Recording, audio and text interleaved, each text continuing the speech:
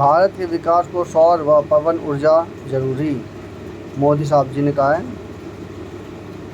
दुनिया में ऊर्जा संकट के बीच प्रधानमंत्री यह देश के भविष्य की सुरक्षा, भारत के वैज्ञानिकों ने असैन्य परमाणु कार्यक्रम में भी हासिल की बड़ी उपलब्धि। ये बोले पीएम।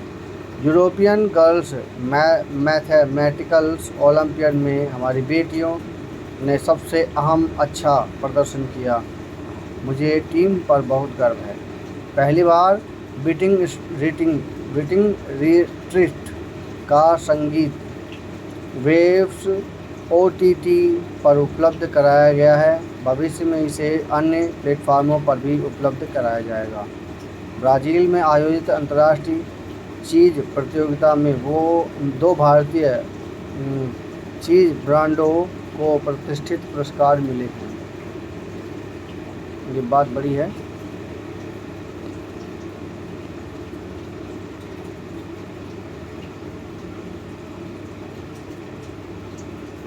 प्रधानमंत्री नरेंद्र मोदी जी ने रविवार को कहा है कि भारत के विकास के लिए सौर और पवन ऊर्जा जरूरी है। यह सिर्फ पर्यावरण की बात नहीं है, यह देश के भविष्य की सुरक्षा है। पवन ऊर्जा का बढ़ता महत्व देश के युवाओं के लिए ढेर सारे नए अवसर पैदा कर रहा है। उन्होंने बताया कि भारत ने हाल ही में पवन ऊर्जा की बड़ी उपलब्धि हासिल की है। देश की पवन ऊर्जा उत्पादन क्षमता अब 56 गीगावाट से अधिक हो चुकी है।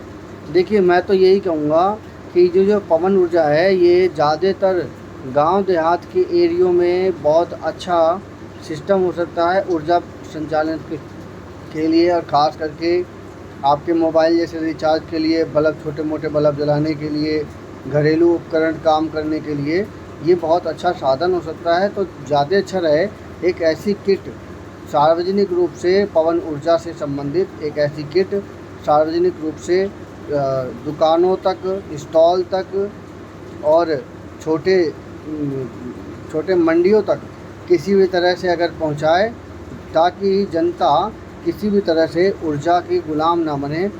मेन ऊर्जा से हट करके वैकल्पिक ऊर्जा को रास्ता भी महत्व देता रहेगा। जब तक वो देता रहेगा महत्व, तब तक उसका फ़ायदा होता रहेगा, सरकार को भी इसका फ़ायदा मिलेगा। चलिए आगे देखते हैं। 56 गीगावाट से अधिक हो चुकी है उत्पादन क्षमता। पिछले 1 वर्ष में ही करीब 6 गीगावाट नई क्षमता जुड़ी है। इस क्षेत्र में भारत तेज़ी से आगे बढ़ रहा है और दुनिया भी हमारी तरफ देख रही है। पवन ऊर्जा की क्षमता में भारत दुनिया में 4थे स्थान पर है। पश्चिम एशिया युद्ध के कारण दुनिया में आसन्न ऊर्जा संकट के इस दौर में प्रधानमंत्री का अक्षय ऊर्जा पर जोर देना महत्वपूर्ण माना जा रहा है। जी हाँ, इसका कितना बेनिफिट होता है। प्रधानमंत्री ने रविवार को अपने मासिक रेडियो कार्यक्रम में मन की बात में 133वें संस्करण में देशवासियों को इस क्षेत्र में भारत की प्रगति के बारे में जानकारी दी और कहा कि देश की बिजली बचानी चाहिए और स्वच्छ ऊर्जा अपनानी चाहिए। उन्होंने कहा कि आज मैं एक ऐसी शक्ति के बारे में बात करना चाहता हूं जो अदृश्य है, लेकिन जिसके बिना हमारा जीवन एक पल भी नहीं चल सकता।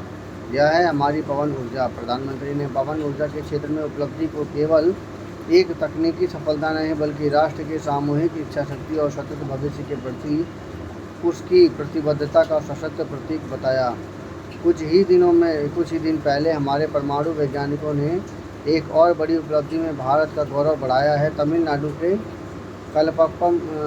कलपक्कम में फास्ट ब्रीडर रिएक्टर ने क्रिटिकलिटी हासिल कर ली है। क्रिटिकलिटी का वह स्टेज है जिसमें रिएक्टर पहली बार self sustaining nuclear chain reaction में सफलता हासिल करता है।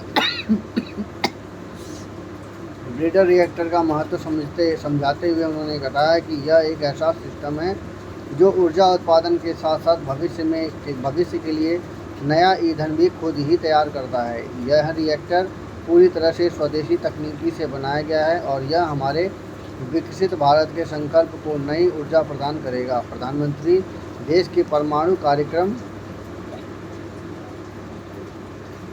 में योगदान देने वाले सभी वैज्ञानिकों को बधाई दी।